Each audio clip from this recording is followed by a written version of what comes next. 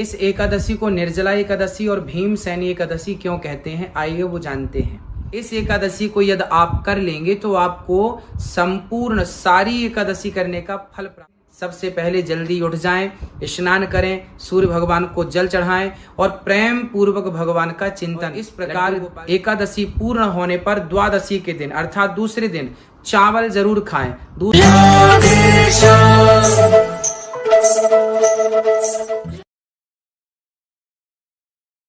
एकादशी को निर्जला एकादशी और भीमसेनी एकादशी क्यों कहते हैं, आइए वो जानते हैं। एक बार सारे पांडव धर्मराज युधिष्ठिर अर्जुन नकुल सहदेव श्री व्यास जी के पास गए और उन्होंने कहा, व्यास जी हम आपके पास एक शिकायत लेके आए हैं। व्यास जी ने कहा, कौन सी शिकायत? बोले, भीम की शिकायत लेकर आए हैं। क्या शिकायत है? बोले, ये भीम जो है ये एकादशी नहीं करता।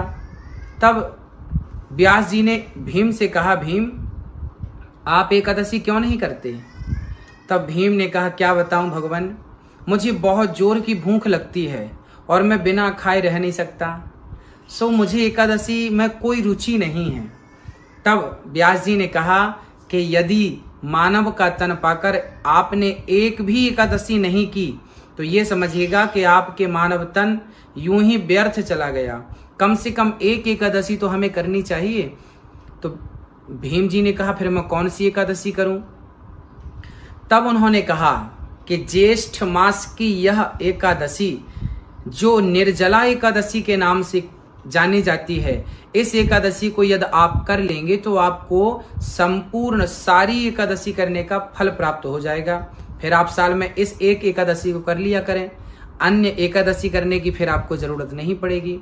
भीम ने कहा, ठीक है, यदि ऐसी बात है तो मैं एकादशी करता हूं। उस दिन भीम सुबह से शाम तक भगवान के चिंतन में इतने मस्त हो गए कि उन्होंने कुछ नहीं खाया और प्रेम पूर्वक कृष्ण का चिंतन करते, नारायण का चिंतन करते करते भीम जी ने उस एकादशी को किया। इसलिए इस एकादशी को भीमसेनी एकादशी भी कहा जाता है, क्योंकि भीम जी ने इस एकादशी का प्रारंभ किया था। एकादशी हर महीने में 2 एकादशी होती हैं और हर एकादशी कल्याणकारी होती है। आप किसी भी एकादशी से अपना व्रत प्रारंभ कर सकते हैं और हर एकादशी में इतनी सामर्थ्यता है कि वो आपको मोक्ष दिला सकती है। मानव तन को प्राप्त करके व्रतों में सबसे श्रेष्ठ व्रत एकादशी का है। इसलिए हम सभी परिवार में सभी लोगों को, यदि कोई बुजुर्ग है तो उसको छोड़कर, बच्चे हैं उनको छोड़कर, यदि सामर्थ्यता है तो हम सभी को रोज हर महीने की हर एकादशी का पालन करना चाहिए।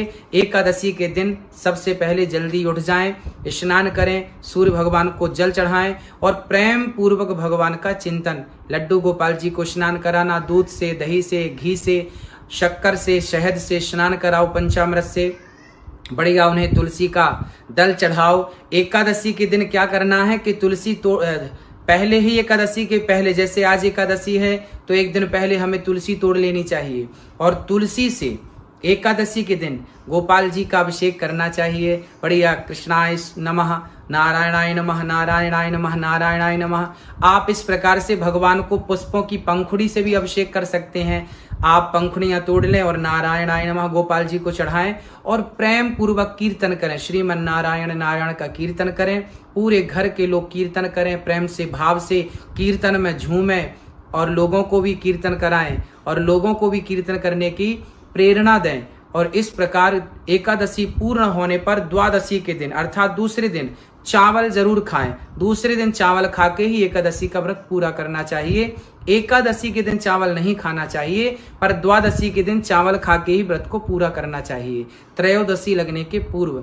ये संपूर्ण एकादशी की महिमा आपको सुनाई गई। अधिक से अधिक कीर्तन, भगवान से सच्चा प्रेम ही सच्चा व्रत है। आप सभी को एकादशी की पुनः शुभकामनाएं। जय श्री कृष्णा, जय श्री राधे।